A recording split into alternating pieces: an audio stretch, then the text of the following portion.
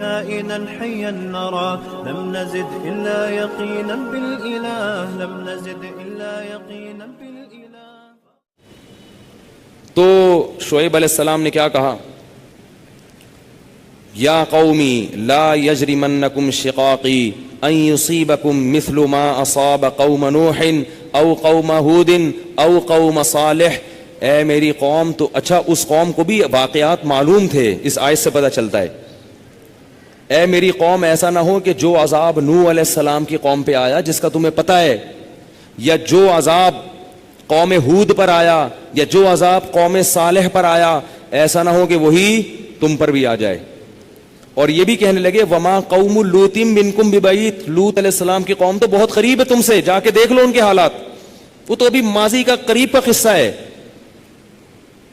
وَيَا قَوْمِ لَا يَجْرِمَنْ وَيَا قَوْمِ اسْتَغْفِرُوا رَبَّكُمْ ثُمَّ تُوبُوا إِلَيْهِ. اے میری قوم، اعتراضات چھوڑ دو، استغفروا ربکم، رب سے توبہ استغفار کرو. دیکھو وہ لوگ استغفار کا مطلب سمجھتے تھے، ہم لوگ استغفار کا مطلب نہیں سمجھتے. جب شعیب علیہ السلام نے کہا استغفار کرو تو ایسا تو ان کے لیے تو بڑا آسان تھا، ایک تسبیح استغفار کی صبح پڑھ لیتے، ایک تسبیح شام کو پڑھ لیتے. کہتے اتنی سی بات ہے تو ہمیں تو نماز پہ ویسی کوئی اعتراض نہیں، تو استغفار کی ایک تسبیح پہ کیا اعتراض ہوگا. وہ سمجھتے تھے کہ استغفار کا مطلب ہے گناہ سے توبہ، جو ڈنڈی مار رہے ہیں یہ چھوڑیں اور پھر اللہ سے توبہ کریں. یہ والی توبہ آج کل مارکیٹ سے کیا چل رہی ہے، بہت سی چیزیں مارکیٹ میں شارٹ ہو گئی ہیں. بھائی لوگ چینی کو روتے ہیں، یہ شارٹ ہو گئی، وہ شارٹ ہو گئی، وہ بھائی بہت ساری چیزیں شارٹ ہوئی ہوئی ہیں.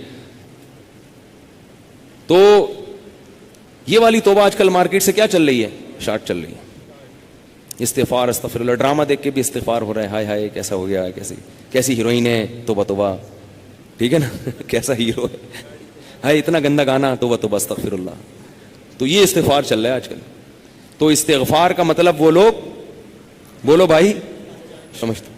وہ کچھ لوگ بیٹھے ہوئے تھے نا، ایک بس میں جا رہے تھے، سب ایک بس میں جا رہے تھے، ذرا دیندار تھے وہ، تو سب نے تہیہ کیا بھائی اگر کوئی لڑکی خاتون واتون نظر آ گئے نا تو استغفار پڑھنا بھائی، ٹھیک ہے نا، کیا کرنا ہے تاکہ نظریں نیچی کر لیں، توبہ استغفار.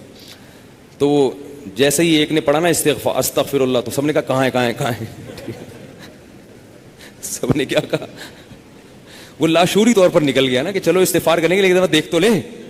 بولے بتا یار کہاں ہے کہاں، تو وہ لاشعوری طور پر ہوتا ہے بعض دفعہ. تو شعیب علیہ السلام نے کیا کہا، استغفروا ربکم ثم توبوا الیہ ان ربی قریب مجیب ان ربی رحیم ودود. ایک جگہ فرمایا رحیم بھی ہے اور بہت محبت کرنے والا ہے. ودود محبت کی سپرلیٹو ڈگری ہے، بہت محبت کرے گا تم سے، بہت زیادہ محبت، اتنی محبت کہ اس کے لیے تم نے گناہ چھوڑ دیا بھائی، بہت محبت کرے گا. تو ظاہر ہے اللہ جب محبت کرتا ہے تو ہماری طرح نہیں ہے کہ بہت محبت ہے بس ہے تو بھائی یہ پیسے دو، اتنی محبت ہے تو ٹھیک ہے نا. آپ کو کوئی دوست پریشانی میں آئے آپ کے پاس، بہت پریشان تھا، اس کو پیسوں کی ضرورت تھی، وہ آپ اس سے کہہ رہے یار مجھے تمہیں، آپ کو پتہ نہیں تھا کہ ابھی یہ پیسے بھی مانگ لے گا مجھ سے، کہہ رہے یار مجھے تم سے بہت محبت ہے، ایکچولی میں بتا نہیں سکتا بہت محبت ہے. وہ بڑا خوش ہو گیا بھائی اب تو ٹھیک ہے بھائی. تو کہہ رہے یار مجھے نا 100 روپے کی ضرورت ہے. اب آپ کہہ رہے یار یہ کیسے موقع پہ میں نے اظہار کر دیا محبت کا، ٹھیک ہے نا. تو ہم لوگوں کی محبت کیسی ہوتی ہے، ایسی ہوتی.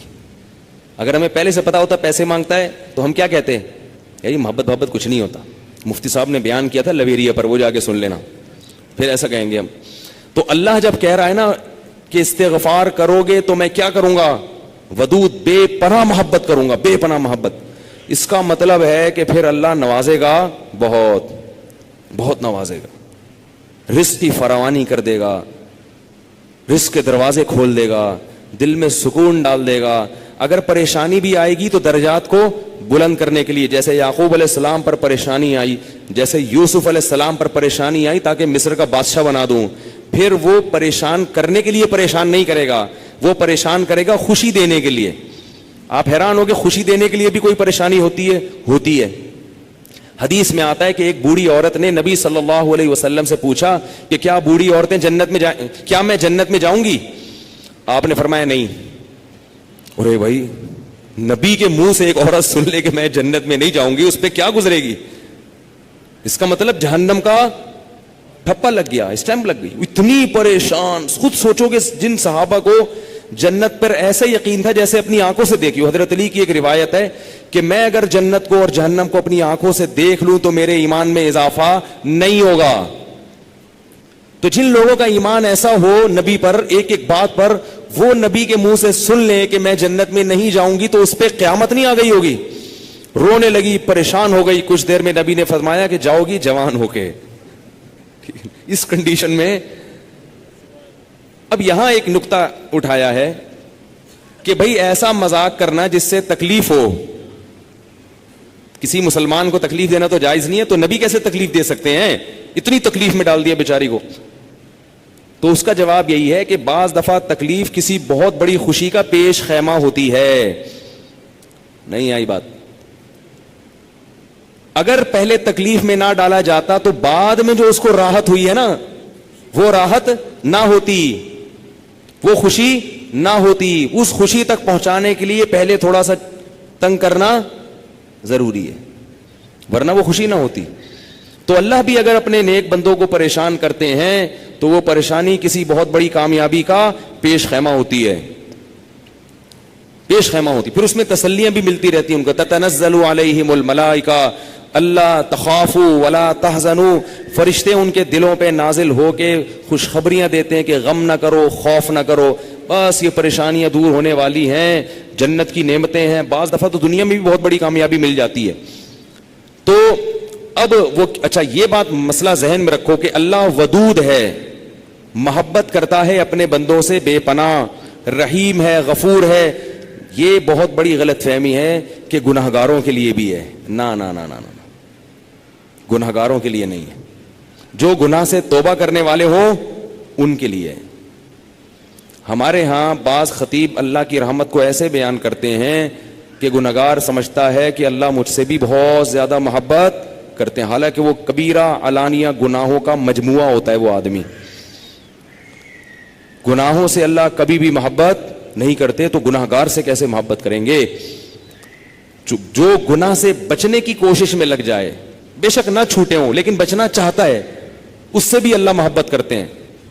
علماء لکھتے ہیں گناہ نہ بھی چھوٹے ہوں لیکن چھوڑنا چاہ رہا ہے, لائن پہ آنا چاہ رہا ہے, تو اللہ اس سے بھی محبت کرتے ہیں.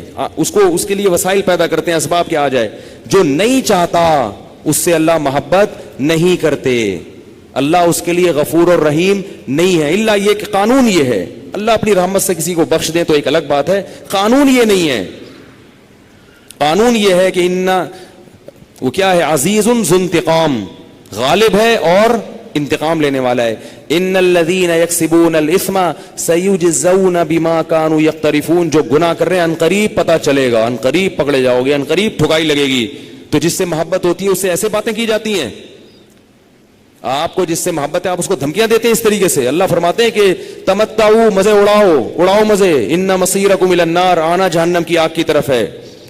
حدیث میں آتا ہے کہ میں سب سے زیادہ غیرت مند اور اللہ مجھ سے بھی زیادہ غیرت مند ہے. اور اللہ کی غیرت کو اس وقت جوش آتا ہے جب کوئی اللہ کے حرام کردہ کاموں میں سے کوئی کام کرتا ہے. یہ کون چیخ رہا ہے بھائی؟ ان کو سنبھالیں بچوں کو باہر, کیا ہو رہا ہے یہ پیچھے لوگ بیٹھے ہوئے ہیں دیکھ نہیں رہے ان کو. تو اللہ کو غیرت کس وقت آتی ہے؟ حدیث کے الفاظ ہیں کہ جب کوئی بندہ اللہ کے حرام کاموں میں سے کسی کام کا ارتکاب کرتا ہے. اللہ کھلا رہا ہے, اللہ پلا رہا ہے, پھر آپ ناجائز کی طرف جا رہے ہو. تو حدیث میں یہ نہیں آتا کہ جب کوئی بندہ گناہ کرتا ہے تو اللہ کو اس کو بھی محبت کا بڑا جوش آتا ہے. نا نا نا, پھر اللہ کو غیرت آتی ہے اور اللہ کی صفت انتقام جوش میں آتی ہے. اس لیے بھائی گناہ کرتے ہوئے اللہ سے ڈرا کرو, اللہ کی رحمت کی امیدیں گناہ کرتے ہوئے نہ لگایا کرو. ایسا نہ ہو کرنے کے دوران کوئی چھت گر جائے, زمین پھٹ جائے. بنی اسرائیل نے گناہ کیا تھا نا, ہفتے کے دن اللہ نے منع کیا شکار مت کرو, انہوں نے کر لیا, تو کیا اللہ بڑا غفور رحیم, اللہ نے معاف کر دیا فوراً. رات کو سوئے ہیں تو صبح کیا ہوا ہے, بندر اور سور جیسی شکلیں بنی ہوئی تھی. اللہ ہم سب کو محفوظ رکھے. تو گناہ سے بچنا چاہو گے تو اللہ کی رحمتیں ہیں, اللہ کی محبتیں ہیں. گناہ سے بچنے کا ارادہ نہیں کرتے تو پھر جہنم ہے, پھر جنت نہیں ہے. سمجھ رہے ہو کہ نہیں سمجھ رہے بھائی؟ یہ باتیں کہتے ہوئے مجھے بھی ڈر لگتا ہے, مجھے بھی ڈر لگتا ہے.